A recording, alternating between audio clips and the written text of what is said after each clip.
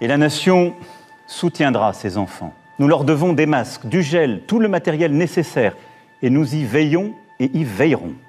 On n'a pas de masque. Du gel, c'est vraiment au minimum. Des gants, c'est au compte-gouttes aussi. Là, on va travailler avec la peur au ventre.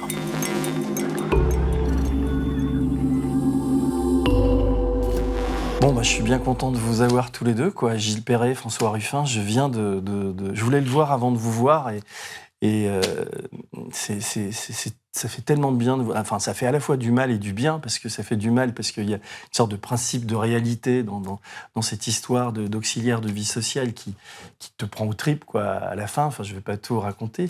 Et ça fait du bien parce que il y a de l'humanité. On rentre dans la vie de ces femmes et de ces gens. On voit à quel point elles sont importantes. Il y a 2 mois, j'ai accompagné une dame jusqu'en fin de vie à domicile parce qu'elle ne voulait pas aller en structure. Je peux vous dire que moralement, c'est dur. C'est dur. De toute façon, on s'attache à la personne. Je crois que c'est le plus difficile. Elle est décédée en me tenant la main. Elle a fermé les yeux devant moi.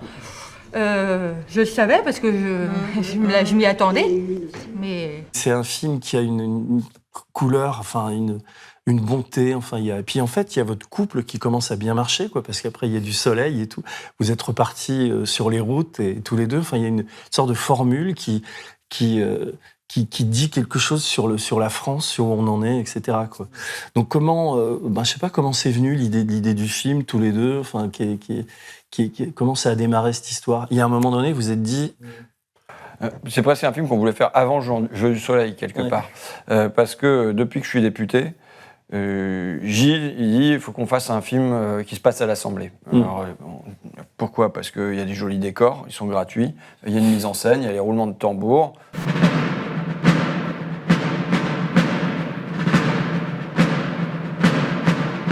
Il y a des figurants aussi. Il n'y a qu'un seul problème, c'est qu'il ne s'y passe pas grand-chose quand même. La loi, elle est décidée à l'Élysée, fabriquée technocratiquement par les ministères, et puis elle est enregistrée à l'Assemblée nationale. Donc faire un film d'1h30 pour expliquer aux gens que c'est pas là que ça se passe, serait, à mon avis, on aurait eu assez peu de standing ovation à la fin, tu vois. Et donc, quand j'ai chopé la mission, j'ai dit à Gilles, là, il y a peut-être un coup à jouer, parce qu'on va pouvoir jouer le dehors et le dedans. C'est-à-dire le dehors, aller rencontrer les voix, les vies, les visages de ces femmes au métier dur, quoi, et ramener ça à l'intérieur, et voir comment c'est digéré, malaxé, finalement rejeté par l'Assemblée nationale. Et donc, on espérait, c'était un espèce de pari incertain, mais poser une double question, qui est la question sociale, évidemment, et la question démocratique. Comment nous ne sommes pas représentés, quoi. Puis après, il y a eu aussi le fait que la majorité en place nomme Bruno Bonnell comme co-rapporteur avec François. Et du coup, là, on avait un couple un peu improbable et on avait du cinéma. Voilà, on mettait un peu de complexité. J'étais en train de leur dire, en toute franchise, que quand la mission avait été lancée et que j'avais appris que c'était Bruno Bonnell, je me disais, putain, pourquoi ils mettent cette tête de con? Moi, j'étais en train de dire en toute franchise que quand j'étais volontaire, j'ai dit, je vais aller me la faire, cette tête de con. Parce qu'au cinéma, il faut un peu de complexité. Donc, du coup, on s'est dit qu'il y avait certainement peut-être une forme d'humour ou en tout cas de bagarre et que ça allait mettre du ressort un peu dramatique. En tout cas, l'amitié, on peut parler d'amitié qui naît entre vous deux est un peu improbable, mais il est très touchant. Enfin, il y a quelque chose d'assez fort dans le couple, effectivement, que vous formez. C'est-à-dire qu'on arrive à rendre un marcheur sympathique. Ouais, non, mais ça m'a un peu... non, mais c'est vrai qu'il est... Mais d'ailleurs, moi, je connais des députés en marcheur, ils savent très bien ce que je peux dire sur Macron, mais en dehors je leur parle, ils sont plutôt sympas, on discute, ils viennent au match de basket à Metz, enfin, tu vois, quand tu les connais dans le privé, et quand tu vois ce qu'ils font à l'Assemblée, tu te dis, il y a un truc qui doit dysfonctionner dans leur cerveau. Le film, il raconte ça aussi. Nous, on se souvient de toi à l'Assemblée, racontant ces femmes de ménage à 6h du matin, dénonçant leurs conditions de travail, etc. Et puis on en était resté là, quoi. Ce matin, on a tapoté à la porte de ma chambre bureau au 101 rue de l'Université. J'étais encore au lit, j'ai pas réagi. La porte s'est ouverte, j'ai grogné un « je suis là » et la porte s'est refermée avec un « oh pardon ». Comme j'étais réveillé, je suis descendu au petit déjeuner. Quand je suis remonté, les tapis de douche ne traînaient plus dans la salle de bain, la cuvette des toilettes était récurée, les serviettes changées, les poubelles vidées. Le même miracle se produit tous les jours. Enfin, cette vidéo a fait le tour sur Internet et on était tous assez sensibles à leurs conditions de travail. Et ce que raconte le film, c'est ton combat de député avec ce député En Marcheur qui s'appelle Bruno Bonnell, pour essayer de faire passer une loi qui donne un véritable statut à ces auxiliaires de vie sociale. Et on est à vos côtés, on y croit, mais à un moment donné, vous êtes rattrapés par la... Et c'est d'ailleurs la scène la plus dure du film à la fin, quand il y a ce vote négatif, mais on va y venir. Et le film raconte ça, quoi. Donc toi, tu pars avec ta caméra et tu le suis. Et surtout, l'essentiel du film, c'est que vous nous montrez les conditions de travail de ces femmes et l'amour qu'elles ont avec les personnes qu'elles traitent. Et puis on voit des gens très émouvants qui sont les clients, entre guillemets, et les clientes de ces auxiliaires de vie sociale. Je pense à ce monsieur qui a un AVC, elles font un travail qui est quand même particulièrement dur à porter, à laver les pieds, à torcher, enfin, etc. Et elles sont payées enfin, vous pouvez en parler mieux que moi. Moi, je le découvre dans le film, entre 600 et 800 euros par mois, quoi. Enfin, en France, enfin, c'est un truc... Et alors, ce qui est glaçant, je parle beaucoup, mais après, je vous laisse la parole, mais je viens de voir le film, alors ce qui est glaçant, c'est vous nous montrez tout ça, et puis à côté, il y a la froideur là, de cette Brigitte Bourguignon, là, elle est quoi Maintenant, elle est devenue ministre, mais à l'époque, elle était présidente de la commission des affaires sociales, quoi. Donc, ouais, qui tremble, enfin, Et toi, t'es vraiment énervé, quoi. La proposition de loi est adoptée contre son gré. Attendez, faut pas se moquer de moi non plus, quand même. Non, mais vous ironisez. Vous votez contre votre propre texte. Qu'est-ce qu'on vient de faire? Qu'est-ce que vous venez de faire? Vous changez le titre. Il n'y a plus parlé d'encadrement, il n'y a plus parlé de sous-traitance, il n'y a plus parlé de maltraitance. Et à la fin, ça serait supposé être mon texte. Et on sent que tu triches pas, là. Enfin, on se connaît un peu, mais il est vraiment affecté à ce moment-là. Ouais, parce que en fait, je suis presque en colère contre moi-même aussi, parce qu'à un moment, j'y ai cru. Tu vois, je nourris quand même assez peu d'illusions sur le système parlementaire en général et sous Macron en particulier. Et là, avec la crise Covid, qui est quand même l'autre truc déclencheur, moteur du film, c'est que au milieu de notre film et de notre mission parlementaire, il y a la crise Covid qui surgit, quoi. Et je me suis mis à y croire. Je me suis dit, les propos de Macron sur il faudra se rappeler que notre pays tout entier repose aujourd'hui sur ces femmes et ces hommes que nos économies reconnaissent et rémunèrent si mal. Oui, je connais les quelques fractions de secondes où Macron a été de gauche, je les connais par cœur et je veux m'en souvenir, mais où il disait les distinctions sociales ne peuvent reposer que sur l'utilité commune. Voilà, on est dans ce temps-là et 15 jours après, on a une proposition de loi donc, sur les agents d'entretien, mais on en a aussi sur les auxiliaires de vie sociale, sur les assistantes maternelles, sur les accompagnantes d'enfants en situation de handicap, et tout est balayé. Et donc, c'est vrai que moi, je me suis même mis à... J'ai cru qu'ils allaient adopter ce que je proposais, mais je me suis dit, en échange, ils vont proposer quelque chose, on va gratter quelque chose. On va au moins, pendant ce temps-là, arracher quelque chose pour elles. Et de voir qu'il n'y avait rien, j'étais déçu. Moi-même, j'étais déçu. Tu peux te dire, pour être déçu par Macron... Non, mais tu es très critique à l'égard des députés. Enfin, là, ça va être bientôt la fin de ton mandat, et tu es plutôt du genre à te dire qu'à part être un tribun et amener sur le terrain médiatique quelques sujets, t'as pas servi à grand-chose. Je déforme en disant ça. Non, mais c'est déjà beaucoup, en fait. J'ai déjà servi à beaucoup de choses en faisant ça, tu vois. Je veux dire, tu citais ma prise de parole à la tribune de l'hémicycle. Je sais que sur les femmes de ménage, je sais que rien que cette vidéo-là, le fait que des gens se soient sentis représentés alors qu'elles étaient maintenues tout le temps dans l'ombre, que quelqu'un parle pour elles, à ce moment-là, ça a représenté un moment important, tu vois. Je suis venue vous dire qu'on vous soutient. Au cas où il y a des questions et tout, je suis là pour répondre rien que la vérité. Tout ce que vous dites, c'est la vérité, c'est la réalité aussi. J'ai imposé qu'il y ait un débat sur les assistantes maternelles à l'Assemblée. Sinon, on passait 5 ans sans en parler. Bon, c'est pas rien. Même ce soir, je vais encore poser la question du protectionnisme, du libre-échange, des barrières douanières, des taxes aux frontières, des quotas d'importation, des ouvriers qui se font jeter. Bon, c'est pas que ça. Je veux dire, en tant que représentant, non pas en tant que je fais la loi, je pense que la loi se fait pas à l'Assemblée, c'est du bidon. Soit on doit la faire qu'elle se fasse vraiment à l'Assemblée, soit on doit dire qu'on en finit avec cette fiction et qu'il y a une autre fonction, la fonction tribunicienne, de venir prendre la parole pour le peuple à cet endroit-là. Et il se trouve que quand même, ça produit un grand sentiment de reconnaissance chez les gens, que de se dire qu'à un moment, il y a des gens qui ont parlé pour moi à cet endroit-là. C'est-à-dire qu'il y a une double douleur chez ces femmes-là, en l'occurrence dans les métiers. Il y a une douleur matérielle, c'est les salaires comment on fait pour vivre avec 600, 700, 800 euros par mois? Bah oui, c'est très très compliqué de payer les factures, de remplir le frigo.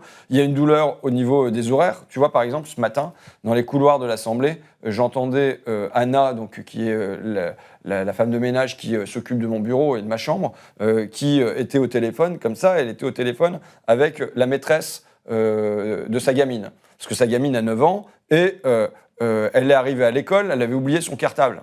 Ah oui, parce que la maman n'était pas là quand elle s'est levée, donc elle se lève toute seule, elle se fait son petit déjeuner, elle s'habille et elle part à l'école. Et ce matin, elle avait oublié le cartable, tu vois. Et donc, ça veut dire, qu'est-ce que ça donne au niveau des horaires quand des femmes sont amenées à travailler en horaire décalé de cette manière-là, avec des temps de travail le matin et des temps de travail le soir, qui devraient être des temps où on est présent pour la famille, du côté homme comme du côté femme, tu vois. Donc il y a cette douleur-là, mais il y a une autre douleur, c'est le fait de ne pas exister dans la société.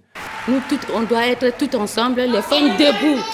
Et je pense que ça, en revanche, j'ai participé à soulager. Je le dis ça parce que il y a 2 jours à Paris, il y a une AVS qui m'a accroché comme ça sur le bord du trottoir et qui m'a dit, donc une auxiliaire de vie sociale, tu vois, même les sigles sont des modes d'invisibilisation du métier parce qu'on ne comprend pas ce qu'il y a derrière. Donc qui s'occupe des personnes âgées et qui me dit, voilà, vous m'avez soulagé. Pourquoi ? Parce qu'à un moment, il y a quelqu'un qui a pris la parole pour elles, qui leur a offert une représentation qui les a sortis de l'ombre et du silence, quoi. Et toi, Gilles, quand tu l'as vu à l'Assemblée faire cette intervention, la première, c'est là où tu t'es dit, il y a du cinéma derrière, enfin, il y a un doc, on va le faire, ou comment c'est venu, toi ? Bah, déjà, tu veux dire par rapport à François ? Oui, non, et par rapport à ce sujet. Par rapport à ce sujet, c'est un sujet aussi que je connais un petit peu pour des questions personnelles, mais et du coup, je savais que François porte ça depuis 15 ans, c'est pas nouveau qu'il défend cette question-là. Et puis, on savait aussi que c'est un peu ce qu'on fait dans nos films d'une manière générale, c'est de rendre visibles les invisibles, d'amener ces beaux visages au cinéma, à la télé. On peut dire que globalement, ce ne sont pas des visages qu'on a l'habitude de voir.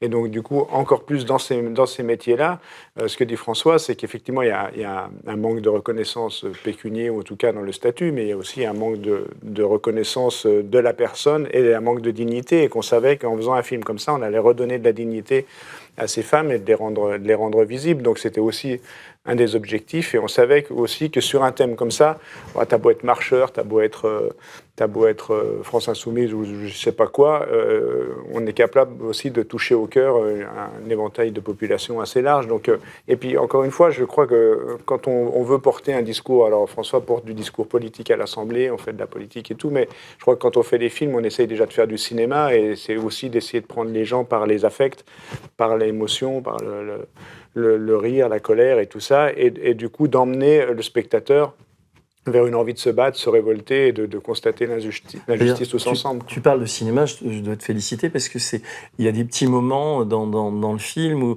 des portes qui s'ouvrent, qui se ferment, tu filmes une mare, il y a des moments comme ça où le rythme du film, c'est vraiment très très réussi parce que c'est tellement fluide, quoi. Enfin, ça marche vraiment bien, le montage est assez remarquable. Et puis alors, tu parles de cinéma, votre idée finale, on peut c'est-à-dire de rassembler toutes ces femmes, c'est à l'Assemblée, vous avez réussi à récupérer. Non, c'est pas à l'Assemblée, c'est dans un théâtre. Mais tant mieux si tu le crois. Oui, c'est à l'Assemblée. C'est à l'Assemblée. Non, et vous êtes en questeur avec vos trucs et tout, et puis elles sont tellement émouvantes à ce moment-là, c'est assez incroyable. Et ça, c'est du documentaire, mais c'est du cinéma, c'est beau, quoi, parce que vous arriviez à magnifier, enfin, ce moment. Là, en fait, on a basculé dans la fiction parce que ça fait référence à la première rencontre, à la première fois qu'on a parlé du film, où quand François me dit, je vais mener cette mission, ils vont certainement me mettre Bonnel dans les pattes, enfin, mais on va se battre, on va faire ce qu'on peut, on va faire déposer un projet de loi, des amendements, des choses comme ça, mais tout va être de toute façon mis à la poubelle avec le mépris habituel.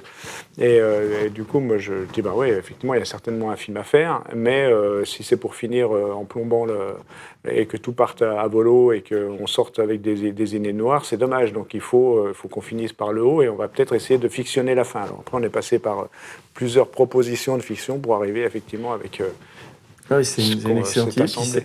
Mais la chanson finale, c'est une petite question de curiosité personnelle, c'est des vraies chanteuses qui chantent, c'est un groupe ou... Non, la chanson finale, il y a 3 chanteuses. Et ensuite, c'est... Après c'est d'elle, non, voilà. C'est magnifique. Ouais. Quoi. Il y a je me suis demandé, parce que je parlais de petites séquences volées comme ça, il y a un moment donné, justement, quand vous êtes à l'Assemblée avec cette femme de ménage qui donne son nom, il y a son nom... Jeannette Sambo. Voilà. Et elle a peur qu'on la voit, puis il y a la porte qui s'ouvre, tu la vois courir comme une petite souris. Mais pourquoi elles ont peur ? Qu'est-ce qui se passe à l'Assemblée qui fait qu'elles ont peur? Si c'était qu'à l'Assemblée, ce serait voilà, pas très moi grave. je pense que, je le disais bien avant ça, mais ça, cette scène en est un marqueur, mais on comprend rien à la France d'aujourd'hui et au monde du travail si on place pas au cœur le mot peur. Mais et ça, dans ces métiers-là, mais tu vois, chez les caristes, chez les camionneurs, chez les ouvriers, si jamais on comprend pas que c'est la peur qui dirige, on comprend pas notre pays, quoi. Et vraiment, ouais, tu vois, ça, c'en est une traduction. Donc, elle vient se confier à moi, mais en se confiant à moi, elle veut pas qu'on la voie, elle veut pas qu'on voit ses mains. Et alors, elle donne son nom. Non, elle donne son nom, mais on peut le donner parce qu'il y a la fin. Tu vois, le film, il a ce mouvement aussi qui est d'une espèce de dénouement. C'est-à-dire, dénouement, c'est les nœuds intérieurs qui viennent se dénouer, et qu'au début, c'est moi qui parle pour les femmes de ménage de l'Assemblée. Au milieu, donc, elles viennent se confier, mais en catimini, il ne faut pas qu'on les voie, et ainsi de suite. Et il va y avoir un mouvement vers une libération, et vers on libère notre parole, on libère notre image, on ose se montrer à la tribune de l'Assemblée. Tu vois ce que... Ouais. Donc, c'est un espèce de cheminement qui est comme ça. Si tu veux, au début, elle veut pas donner son nom, et à la fin, elle d'abord, revendique par rapport à son chef. C'est la même qui vient à la fin. En fait, cette peur, elle est pas réelle, elle est symbolique, ou elle risquait vraiment quelque chose de leur employeur, ou est-ce qu'à l'Assemblée... Non, mais bien sûr qu'elle risque quelque chose. Je veux dire, après, nous, on propose une forme de protection. Le fait d'avoir un député qui soutient, c'est une forme de protection, mais il est évident qu'aujourd'hui, un salarié qui parle, il y a un risque pour lui. C'est évident. Enfin, je regrette de devoir le dire parce que ça veut dire que j'encourage pas à tirer des sonnettes d'alarme, à venir se confier à tout le monde et tout ça. Mais c'est évident qu'il y a des représailles en série dans les entreprises aujourd'hui, que ça fait pas de cadeau, quoi. Et donc, moi, tu vois des gens qui mènent des grèves quand tout est perdu, parce qu'à ce moment-là, il n'y a plus de risque d'être licencié. Enfin, tu vois. Ouais. Donc, et je pense que, enfin voilà, moi déjà pendant ma campagne électorale, je sentais, tout ce truc de l'état des classes populaires, c'est un couvercle qui pèse sur les cœurs, quoi. Et alors avec la surprise, c'est pour ça qu'on a surgi et bondi sur la surprise avec notre précédent film, ce qui a été le moment Gilets jaunes, qui est ce moment où la résignation devient espoir, où la peur se libère, où les muets prennent la parole, où les invisibles se mettent des chasubles jaunes fluorescents, mais qui est un moment un peu exceptionnel sur les dernières années, quoi. D'ailleurs, toi, tu trouves finalement, alors je sais pas si c'est le bon mot, mais comme une sorte de plénitude dans ton nouveau job, parce que tu es à la fois député, mais tu restes reporter, enfin tu fais des films, donc tu auras, avec Je veux du soleil et maintenant avec celui-là, je sais pas si tu auras le temps d'en faire un autre avant la présidentielle, ça m'étonnerait, mais tu réussis pleinement le pari, c'est-à-dire d'être à la fois un acteur et un témoin, et de témoigner par le documentaire, enfin grâce à Gilles, quoi. Il y a quelque chose de vraiment très réussi là-dessus, et je me disais aussi que le film aura sans doute une seconde vie, parce que même un cœur de pierre ou un algorithme comme Emmanuel Macron ou cette Brigitte Bourguignon, là, quand elle va se voir, ou quand ils vont se voir, ou quand on va leur dire mais vous vous rendez compte de ce que vous avez fait ? Vous vous rendez compte d'avoir refusé ce projet de loi? Enfin, il y a comme peut-être un sursaut qui peut... Non, tu n'y crois pas du tout? Non. Mais le film est tellement... Non, c'est impossible, ça? Tu ressors un projet de loi l'année prochaine ou un truc comme ça, il ne peut pas y avoir un... Je vais pas l'année prochaine, là, je vais le faire dans les 15 jours, donc tu auras la réponse. Ah, tu refais Non, mais je vais faire des amendements au budget de la sécurité sociale et je vais revenir déposer tout ça sous forme d'amendement. Donc tu vas avoir les réponses assez rapidement. Tu vois Peut-être qu'ils n'auront pas eu le temps de voir le film dans les 15 jours, c'est pour ça qu'ils vont passer. Attends un peu alors, qu'ils voient le film. Je veux dire, si tu vois le film, tu ne peux pas voter contre un projet de loi. Une mesure, par exemple, c'est le congé de deuil. Pour 22 contre 88. Rejeté. C'est aussi l'idée qu'il puisse y avoir 1 heure par semaine de groupe de parole. Pour 19 contre 94. Rejeté. Moi, je propose une titularisation des passages en CDI beaucoup plus massif. Un avis défavorable. Bah ouais, mais si. Tu verras. En fait, il y a un truc qui est intéressant dans le film, c'est ça, c'est de voir à quel point, y compris pour Bruno Bonnell, et puis des fois il y a un décalage complet entre ce que tu ressens intimement, t'es ému, t'es touché, t'as envie, et le choix de vote que tu fais derrière. Mais ça, c'est vrai pour les députés, c'est vrai aussi pour les citoyens qui votent. Quenelle, sauce Nantua que j'ai préparée, c'est-à-dire une sauce pour les quenelles de brochet. Donc là, c'est un petit saucisson mori, pistache. Ça, c'est l'entrée, là. La saucisse, c'est l'entrée. Oui, ça c'est l'entrée, ça. D'accord. Eh ben nous voilà bien. Il peut y avoir des gens qui ont des valeurs de partage, des choses comme ça, et qui vont voter pour les partis les plus élitistes qui soient, et ça, c'est pas nouveau. Tu reposes un projet de loi. Là, maintenant, des amendements. Un amendement. Des amendements au budget de la sécurité sociale. Mais puis au budget. pour récupérer, pour essayer de faire passer. Non, c'est quoi les. Oui, bien sûr. Ouais. Moi, tu sais, je sais ce que je veux pour ces métiers-là. Ce que je veux aujourd'hui, pourquoi elles sont sous le SMIC? C'est des temps partiels, avec des petits bouts de contrat le matin, petits bouts de contrat le soir, petits bouts de contrat des fois à midi. Et donc, elles jonglent entre tout ça. Moi, ce que je veux, c'est qu'on sorte du temps partiel, salaire partiel, mais qu'on aille vers du temps plein, salaire plein. Oui, c'est ça. Et donc, moi, ce que je veux, c'est du travail en tournée. Je veux une équipe qui fasse 7h, 14h, une équipe qui fasse 14h, 21h. Et tant que c'est pas sur ça, l'organisation horaire qu'on jouera, ça marchera pas ni d'une part pour qu'elles aient au-dessus du SMIC, ni d'autre part pour qu'elles puissent avoir une vie familiale, une vie sociale normale. Mais parce qu'on peut pas, enfin, ça va peut-être une remarque un peu incongrue, mais on peut pas vivre, vous racontez des femmes qui se lèvent à 4h du matin, qui sont payées 800 €, qui travaillent le matin, qui rentrent chez elles, il y a l'histoire aussi, ça c'est à Paris, mais même en province, elles viennent le matin, puis elles retravaillent le soir, elles ont des vies qui explosent, il y a des moments hyper émouvants, elles doivent vendre leur maison, elles divorcent, tout ça parce que, comment tu veux vivre avec 800 € aujourd'hui? C'est pas moi qui vais vous dire ça. Donc tu touches 860 € et tu as 450 € de loyer. Ouais, là depuis le début de l'année, oui. Ouais. Parce que, soi-disant, apparemment, l'année dernière, peut-être j'ai travaillé un peu plus, on m'a tout coupé. Oui, je jongle, je suis habituée. Je fais pas d'excès, dans les vêtements, dans la voiture. Je fais pas d'excès, je suis habituée. Je privilégie ma fille, avant tout. C'est ça qui est terrible dans ce film, c'est que comment ces députés, et j'en viens à Bonnel, Bonnel, finalement, il n'a pas été d'un grand secours en dehors de votre relation qui est très forte. Le mec est très sympa, tu me dis, mais qu'est-ce que tu fous à La République En Marche? Donc il joue un peu sur les mots par moment, mais à un moment donné, si tu as un peu d'estime de toi ou une conscience, tu te dis, attends... Je veux dire, il ne s'est pas vraiment battu jusqu'au bout. Non, en permanence, ça a été... je vais aller parler à un ministre, je vais avoir l'oreille de Macron, et on va avoir une niche, donc une journée pour déposer ce texte. Enfin bon, voilà. Parce que le film, je crois que sincèrement, il y a cru. Je pense qu'il y a cru sincèrement. Et plus les semaines, plus les mois avançaient, plus il se rendait compte qu'en fait, ils n'en avaient rien à faire. Et qu'en plus, il se rendait compte qu'il n'était pas si influent que ça, et que finalement, il n'y a plus personne qu'à l'oreille de Macron. C'est un espèce de marécage, quand même, l'Assemblée, tu vois. En permanence, on me dit, oui, mais attendez, il va y avoir la loi grand âge, il faut redéposer, c'est pas le bon endroit, c'est pas législatif, c'est réglementaire. Enfin, tu vois, tu as des tas de méthodes pour faire que c'est pas comme si tu te heurtais à un mur de manière violente. Alors moi, ils me mettent le mur parce qu'ils s'en foutent, mais ils vont mettre une espèce de gadou où ça sera difficile d'avancer, puis c'est pas la bonne entrée, alors il faut réessayer par là-bas. Enfin, tu vois, des trucs. Et donc, ça tue les bonnes volontés de toute façon. Et lui, donnez-moi de ses nouvelles, il est dans quel état là? Il a vu le film d'abord, il a dû le trouver. Il a dû être ému aussi. On le présente ensemble demain à Lyon, donc chez lui. Je pense qu'il a bien aimé le film. Vraiment, il voulait l'utiliser parce qu'il était candidat au régional pour La République En Marche, en Auvergne-Rhône-Alpes.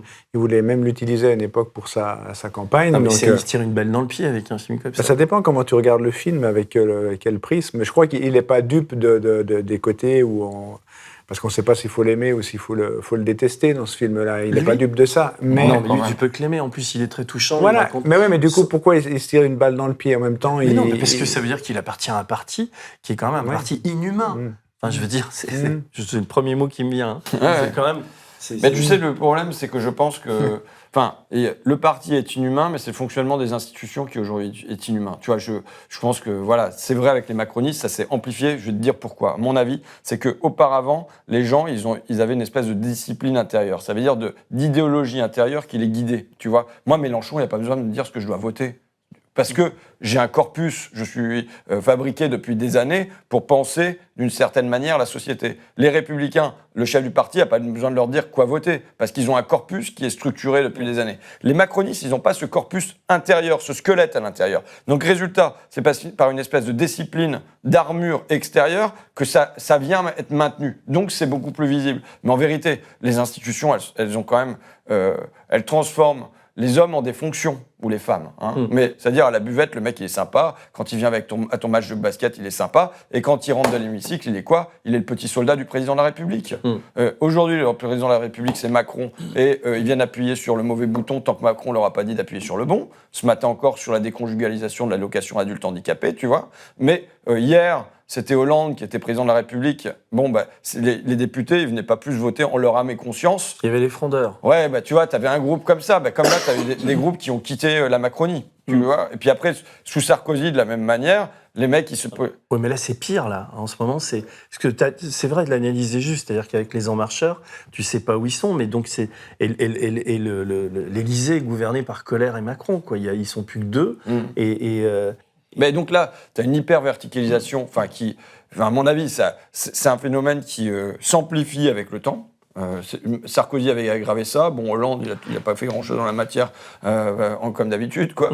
Et en tout cas, il n'a pas fait grand-chose non plus pour démocratiser, pour passer à une 5e République et demie ou un quart, tu vois. Mais Macron, lui, c'est... voilà. Et la gestion de la crise sanitaire, c'est quand même quelque chose, quoi. C'est Macron qui apparaît à 20h12 à la télévision et qui te dit comment tu vas vivre le lendemain. Bon, c'est de l'hyper-verticalité, maintenant pleinement acceptée. Il y a un homme qui décide pour tout le monde. Toi, d'ailleurs, en repensant à, tu sais, la tribune qu'on t'a énormément reprochée dans Le Monde, où tu parlais de haine, je ne sais plus quelle était la phrase. C'était comment la phrase? C'était « vous êtes haï », que je répétais seulement une douzaine de fois. Non, mais je veux dire, est-ce que ton regard sur lui, en plus il est d'Amiens comme toi, etc., et comment il a évolué sur ces 5 années? Enfin, sur ces... Est-ce que c'est pire que ce que tu imaginais? Est-ce que tu te dis... Bon, d'abord, mon jugement de départ, c'est-à-dire ce que j'entendais dans les classes populaires sur Macron avant le deuxième tour de la présidentielle, cette haine qui montait d'un homme dans le peuple, je veux dire, ça s'est traduit par le mouvement des Gilets jaunes, de manière très claire. Et donc je pense qu'il aurait mieux fait de m'écouter et de se demander comment on renoue le lien avec les classes populaires, ce qui n'a pas été du tout fait. Bon, après, maintenant, on a un temps un peu d'anesthésie de la société avec le Covid, quoi. Ça te met un espèce de couvercle par là-dessus. On est un peu dans cette mélasse-là, mais voilà. Après, moi, je pense que Macron, moi, je ne suis pas déçu de Macron, parce que j'en attendais rien.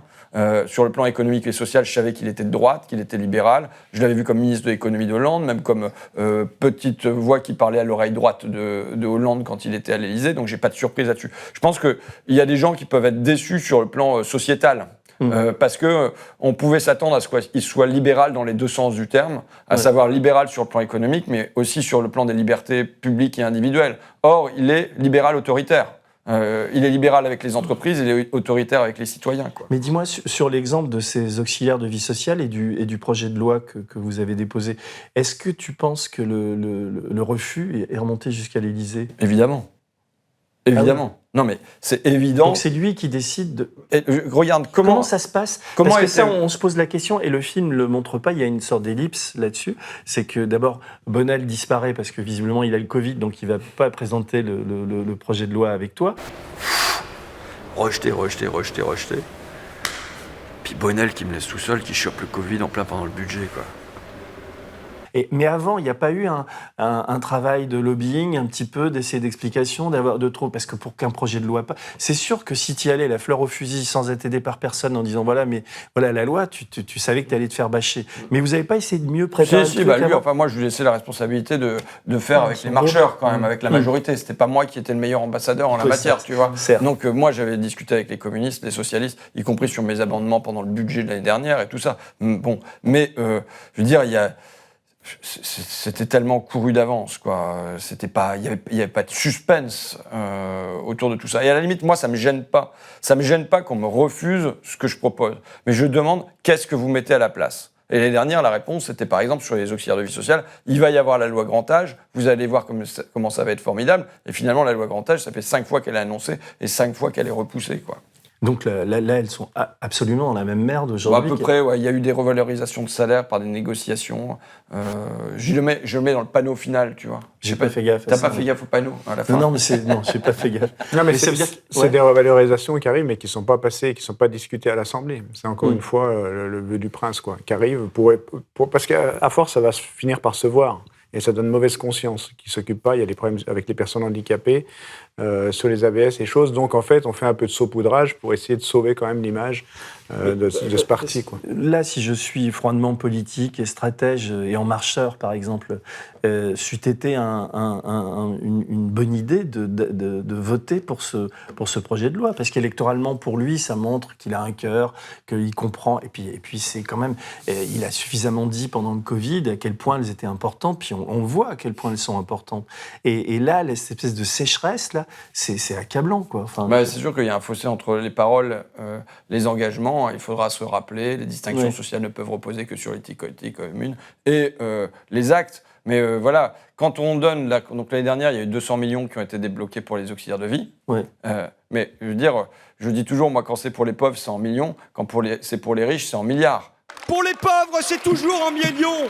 Pour les riches, c'est en milliards. Sortez le carnet de chèques. Merci. Donc voilà, là, aujourd'hui, si on veut structurer, pour moi, ces métiers-là, au total, auxiliaire de vie, AES, accompagnante d'enfants en situation de handicap, enfin tout le bloc, ça se compte en milliards et en dizaines de milliards. Faut être réaliste, quoi. Donc c'est un vrai choix. Ça aurait pu être un vrai choix dans le plan de relance, de se dire on sort du plan de relance, non pas en demandant de l'argent pour le béton. Moi, j'interroge les maires de ma circonscription. Il y en a un qui a refait son clocher, il y en a un qui a refait une route. Enfin voilà, très bien. Je vois bien. Mais de dire, on vient donner pour structurer ça. Et je veux dire, l'effet politique de ça, il aurait pu être énorme. Parce que pour moi, ça aurait pu être une vraie réponse à la crise des Gilets jaunes.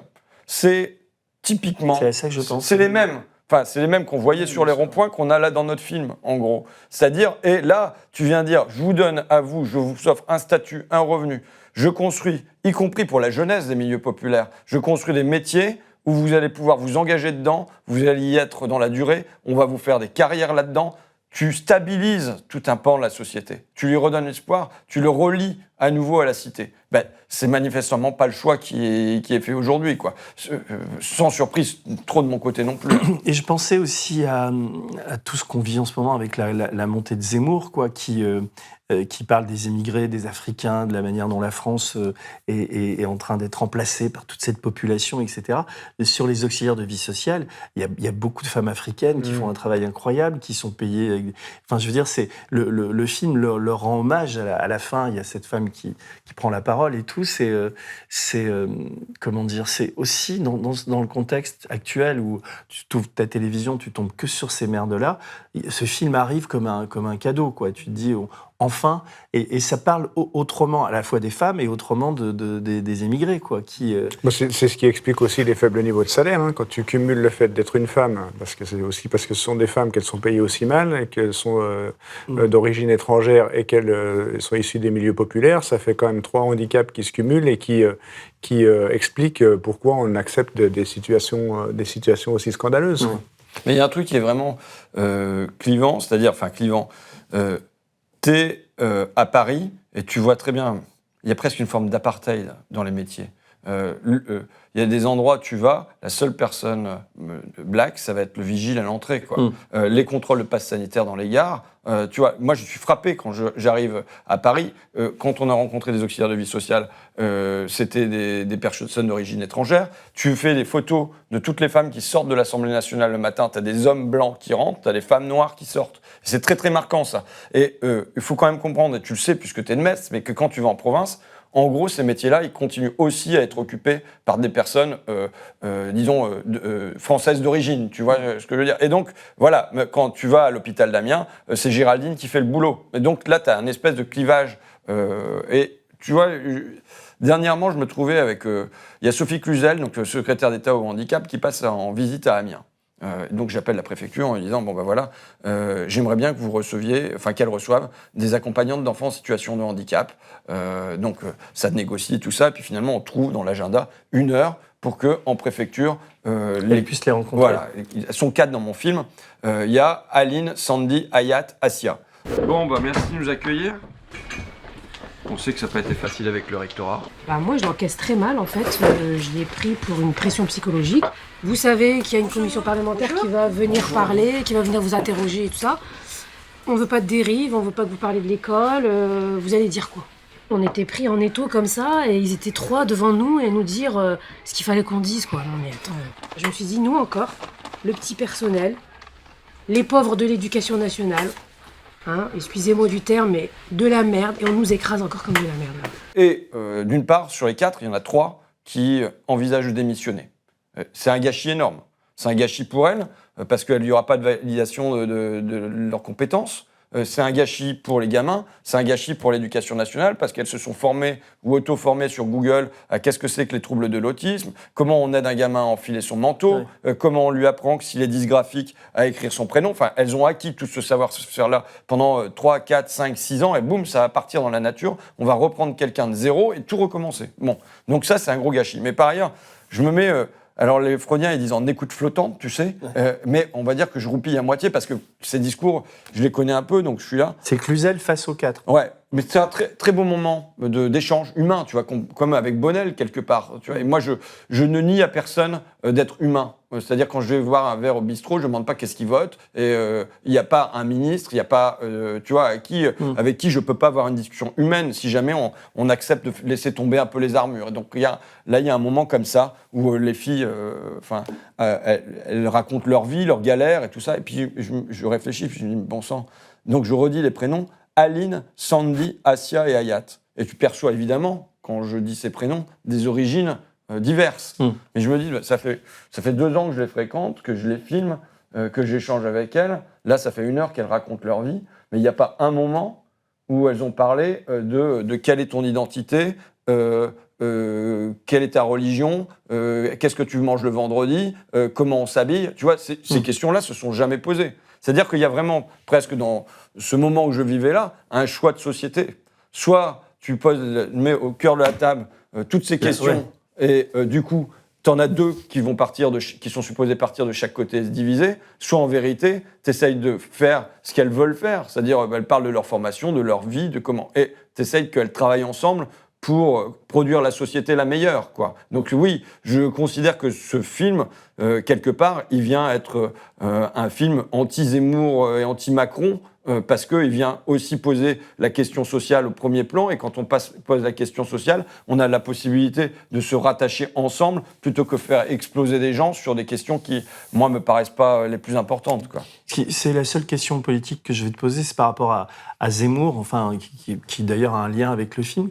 Comment tu vis, toi, ce qui se passe en ce moment? Il y a eu le débat avec Mélenchon, il y a eu dans les sondages, il est en train de dépasser Marine Le Pen. Tous les médias ne parlent que de ça.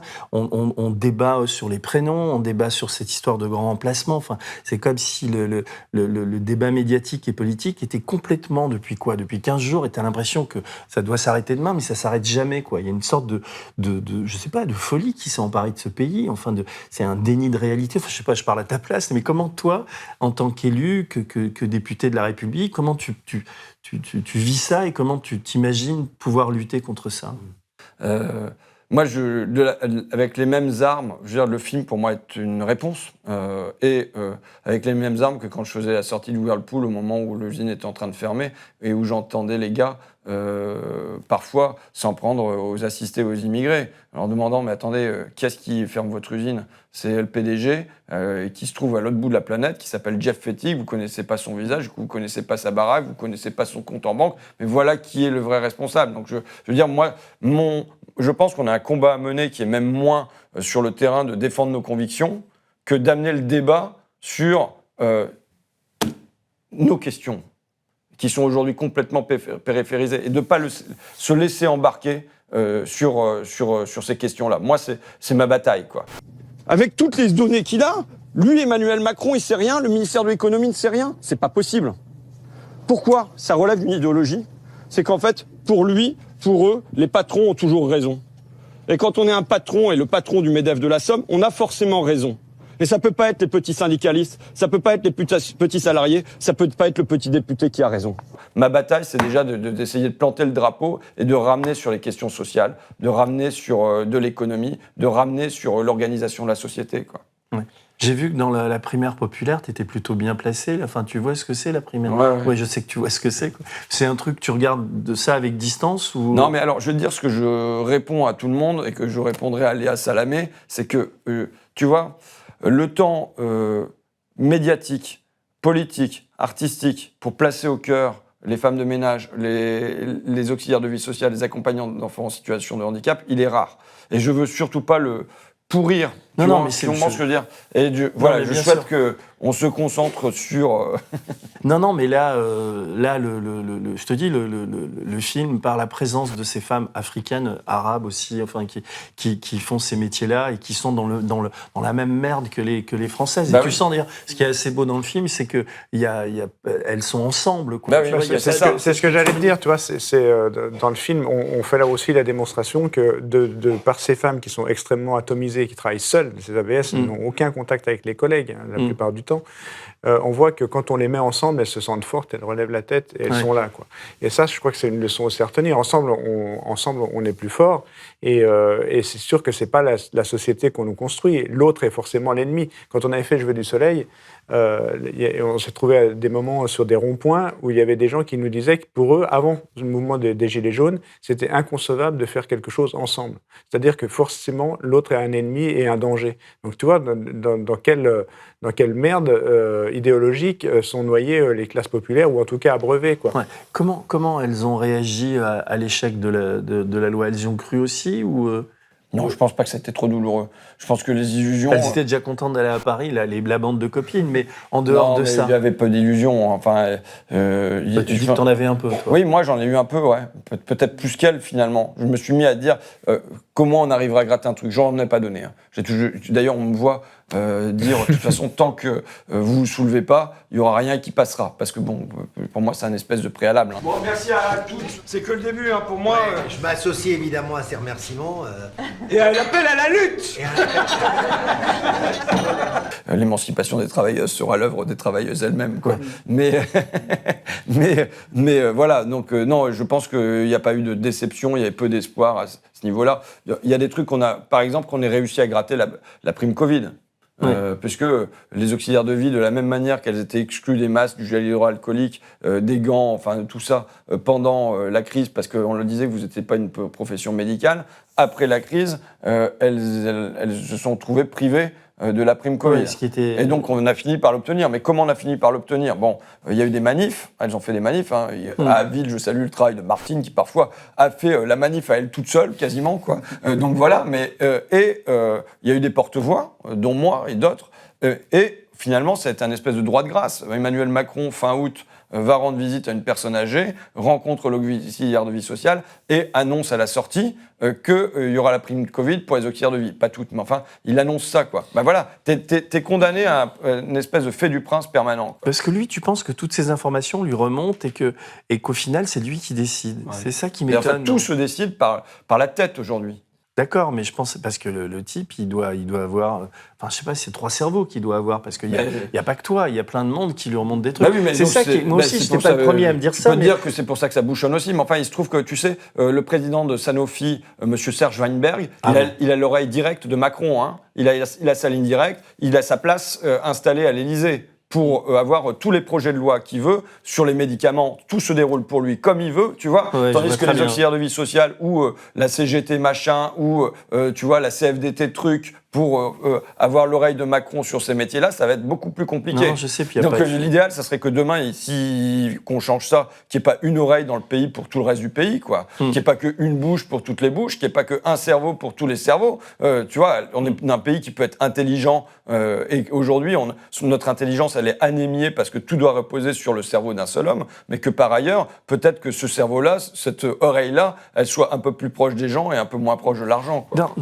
Mais là, tu vois, je m'éloigne, mais bon. Non, c'est lié à ça. Et au moment du vote, là, toi, tu fais passer un seul, quoi, c'est un amendement ou c'est quoi? Et un sous-amendement même. Un sous-amendement, mais on comprend pas bien. Enfin, tu veux faire placer le mot dignité. Enfin, si tu peux raconter. Donc c'est au moment où on arrive à gratter 200 millions d'euros pour les auxiliaires de vie sociale. Donc bon, voilà. Et à l'intérieur, ils disent qu'ils veulent faire ça au nom de l'attractivité. Par l'amendement 2744, je propose d'insérer le mot dignité après le mot attractivité. Mais tu vois, c'est-à-dire qu'ils se décident, ils vont se décider, hein, il va y avoir encore d'autres victoires. Pour moi, dans tous ces métiers-là, dans les années à venir, il va y avoir des victoires. C'est pour ça que j'invite les partis et les syndicats de gauche à bouger vraiment avec ces femmes, parce que je pense que là-dessus, on va gagner des trucs, quoi. Mais bon, donc là, ils veulent le faire simplement au nom de l'attractivité. L'attractivité du métier ? Oui, du métier, ouais. Pour dire que pour dire que les gens, ils doivent avoir envie d'aller là-dedans. Pour l'instant, ils n'ont pas trop envie, donc ils disent qu'il faut réformer l'image du métier. Ouais, tu peux réformer l'image, mais il faut quand même aussi en changer la réalité. Bon. J'ai pas tant d'opportunités que ça dans ma carrière de parlementaire pour passer potentiellement l'un de mes amendements, pour pas insister un tout petit peu à ce moment-là. Et donc ils disent que voilà, on va mettre un peu de gras là-dedans pour dire d'aller vers l'attractivité. Moi je dis que l'attractivité c'est pas un but, le but c'est la dignité. Ouais. C'est comment les gens ils vivent de manière décente en termes d'horaire et en termes de salaire avec ce métier-là. Pour faire le lien avec l'immigration, enfin avec les questions zémouriennes de tout à l'heure, tu sais, c'est comment on répond à ce qui peut être une crise de recrutement dans tous ces métiers, parce qu'il y a une crise de recrutement. Il y a une proposition libérale macroniste qui a dit qu'il faut des filières d'immigration économique. Et c'est une réponse. Il y a une autre réponse qui est de dire qu'il faut construire un statut et un revenu pour toutes celles, qu'elles soient d'immigration ou qu'elles ne soient pas de l'immigration, qui soient à l'intérieur. Mais tu vois, là, dans un premier temps, il y a une première réponse qui était par une forme de dumping sur ces métiers-là. Ça, moi, c'est ma conclusion, mais on peut continuer à parler, moi, ça me plaît bien. Mais, non, j'ai relevé la dernière phrase de cette femme à la fin, là, qui dit, est très émouvante, c'est une auxiliaire de vie qui dit « On va tous vieillir ». Donc à un moment donné, on aura tous besoin, vous comme nous, d'auxiliaires de vie. Donc on a un métier très très important. Voilà. Et c'est vrai, quand on voit le film, on se dit, bah ouais, effectivement, on est tous des futurs vieux, on va tous peut-être finir comme ce pauvre monsieur qui fait un AVC. J'aurais pu être mort. Il y a des moments, hein, j'aurais préféré. Et c'est un métier qui est tellement important que comment dire, c'est une indignité, tu as parlé de dignité, pour un pays comme le nôtre, de les traiter de cette manière, quoi. Et le film doit pas être une fin, mais doit être l'amorce d'un combat. Ah mais oui, mais pour moi, le film n'est pas un point d'arrivée de la loi ou tout ça, c'est le point de départ. C'est de là d'où on part, et c'est maintenant qu'on doit pousser pour construire un statut et des revenus à ces personnes. Et puis, tu vois, moi, je veux prendre au sérieux l'expression auxiliaire de vie sociale. C'est pas auxiliaire de survie. C'est pas simplement, normalement, j'ouvre les volets, je sors la personne âgée du lit, je la nettoie, je lui donne à manger, et tout ça avec des gestes tendres et des mots tendres autour. Et puis je sors. Ça devrait pas être ça. C'est auxiliaire de vie sociale. C'est comment, dans la journée, il y a 2 heures pour accompagner une personne âgée au cinéma ou pour permettre qu'elle aille déposer des fleurs sur la tombe de son mari au cimetière, tu vois. Et donc, je pense qu'il faut... Moi, je suis pour revoir ce métier-là de manière humaniste, à la fois pour les gens qui l'effectuent, et puis aussi pour les gens qui en sont les usagers, quoi. Et puis pour nous demain, du coup. Non, mais c'est ça. Donc tu sais ce qu'il te reste à faire, quoi. C'est le second film, là, c'est la suite, quoi. Non, on va déjà essayer de porter celui-là. En tout cas, il y a un constat on traite d'un thème quand même qui fédère quand même. Parce que le constat qui est fait dans ce film, t'as beau être macroniste ou tout, il est quand même assez dramatique. Parce qu'elles ont toutes la même vibration de don, d'amour. Enfin, c'est juste... ça prend au trip, quoi. C'est juste un truc de fou. Et donc, on espère qu'aussi ce film-là va contribuer à ouvrir un petit peu les esprits, ouvrir le débat, et puis que ce soit aussi un outil pour faire améliorer le quotidien de ces centaines de milliers de femmes. Beaucoup de dates, là, vous allez dans beaucoup de villes, comment ça se passe? On court de ville en ville. Toi, t'as presque fini. Moi, j'ai commencé un peu plus tard, moi, j'assure le service après-vente. Et les avant-premières se passent comment? Enfin, vous êtes... les salles sont remplies. Franchement, je veux dire comme ça, sans humilité, il y a une standing ovation à la fin, il y a des minutes d'applaudissements, il y a des Kleenex qui sont sortis. Même toi, t'as pleuré. Ouais, je sais. Mais je pense que toutes ces félicitations, elles s'adressent sans doute à nous comme réalisateurs, mais pour l'essentiel, elles s'adressent aux femmes qui sont à l'écran et qui émeuvent, quoi. Qui émeuvent, oui, c'est sûr. Et il y a des moments d'ailleurs dans le film que vous avez réussi. C'est plein de petits bouts de vie, quoi. Enfin, je pense à cette femme qui a une amende de 135 € à payer.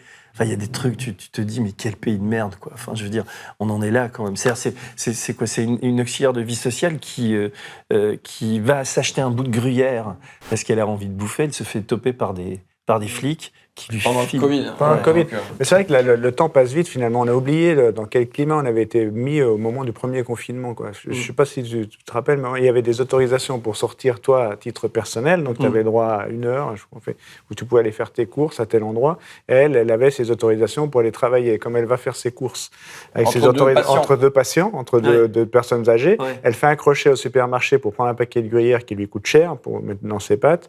Et paf, elle n'a pas la bonne autorisation parce qu'elle s'arrête entre deux. Elle se prend 135 € d'amende. Mais alors, puisque tu n'as pas regardé les cartons de la fin, tu n'as pas vu que le député avait réussi à faire sauter l'amende gruyère. Ah non, j'ai pas vu ça. Ça, c'est, tu vois, les grandes victoires.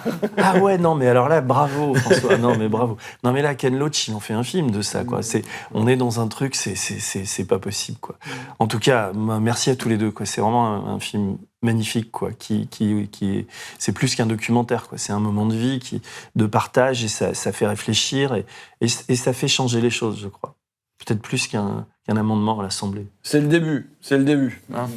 Merci à toi, et longue vie à Blast, donc. Ouais, on a besoin, d'ailleurs, je le dis toujours à la fin, pour faire ce genre d'émission, on a besoin on ne vit que de l'argent, des abonnements, de ce que les gens nous donnent, quoi. Donc là, ça va, on a de plus en plus d'abonnements, même si on est fragile encore, mais une sorte d'adhésion autour de ce qu'on fait, quoi. Voilà. Merci Gilles, merci François, et à la prochaine. Au revoir. Nous qui sommes sans passé, les femmes, nous qui n'avons pas d'histoire, depuis la nuit des temps, les femmes, nous sommes le continent noir, le vent